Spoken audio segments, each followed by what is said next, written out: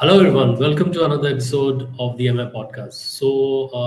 This episode is a continuation of the earlier episode on Google Ads optimization. So, we will look at more techniques which can be used in terms of your optimization of your Google Ads.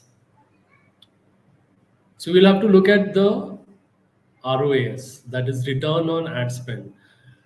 This metric is extremely important because this is the basis of what you're doing. If you are, spending a certain amount, you would require a certain amount of return. And from a business perspective, there are various expenses. So just getting that return, that is just your complete sale. So, for example, I'm selling a certain product for 100 rupees, there are various expenses involved. So once you remove that, then is you look at the profit that you are making. So that is a very important element because the profit is sponsoring the in further investment in that particular advertising. So I would say look at the statistic and target your. So this is also a bidding technique. When you go on your particular dashboard, you can say optimize for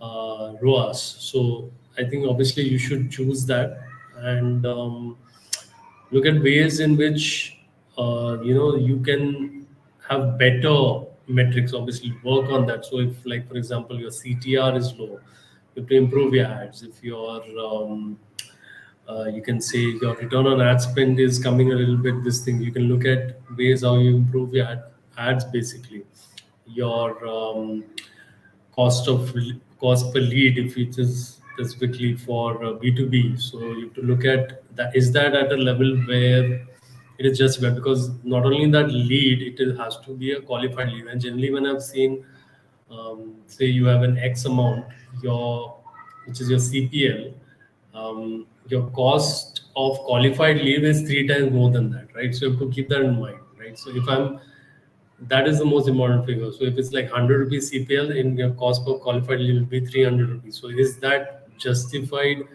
Am I going to make a profit when I'm spending that much on one particular lead? So there are various things, and then cost of, I would say, acquisition when the sale has been made, right? Like that, what was the complete process of how much did you it actually cost to get that person all the way from, say, your ad campaigns to that person clicking and then purchasing. So that also has to make sense. It can't be so high that it is almost reaching how much you are making out of that particular in terms of the revenue. So there are various metrics which you have to kind of keep referring to and work on in your optimization process. Now, Google Shopping Ads is a very good option if you are basically an e-commerce store. So, another day, people are searching for a particular product. That is the intent-based search that you want. So, if directly the product yours comes in one of the Google Shopping Ads, that is the best case scenario. And the higher up it comes is what you want.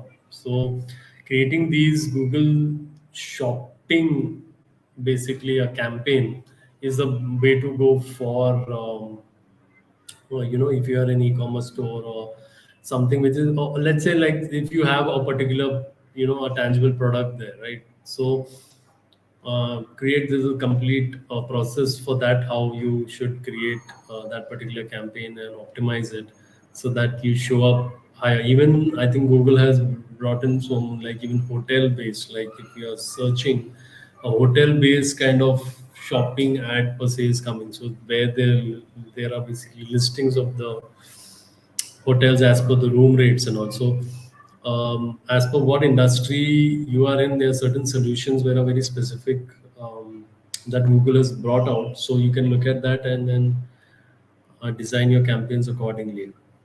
Then look at your in-market audience options. What all can be, which are already available. Though the intent base, I think that custom intent, or that is a different thing than this. In market is just already there.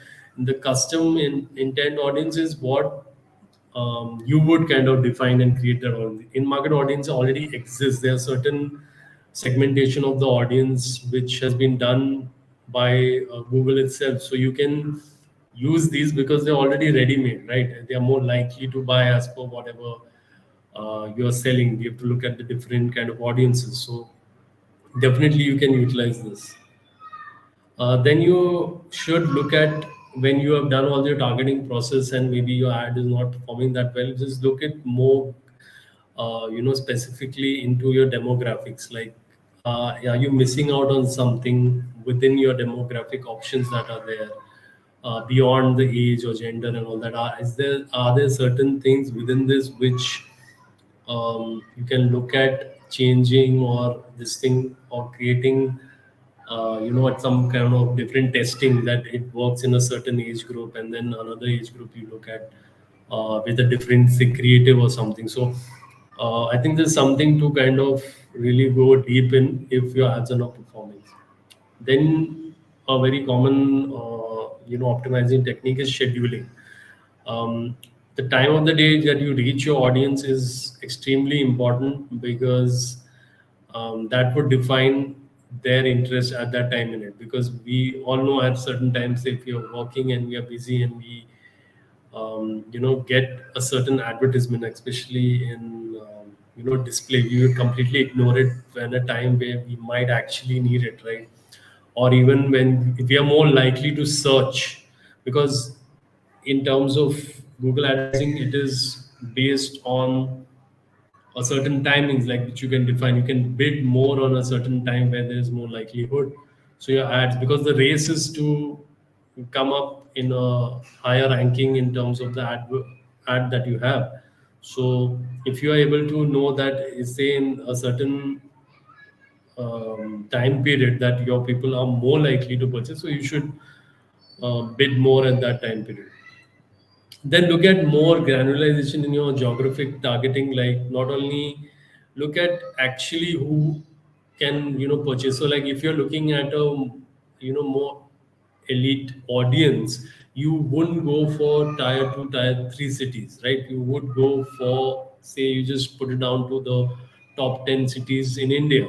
And then even within that, I've seen so many people in campaigns, like in a city there are certain neighborhoods which are more expensive, the real estate cost. So you would have more likelihood in, if you have a luxury product, that it would convert there. So you can go really specific, because I think it's up to like a 5 kilometer radius up to which you can target on by Google Ads. And also go very specific in this, create different geography, even different campaigns also as per geographies to monitor. So definitely this is something to consider.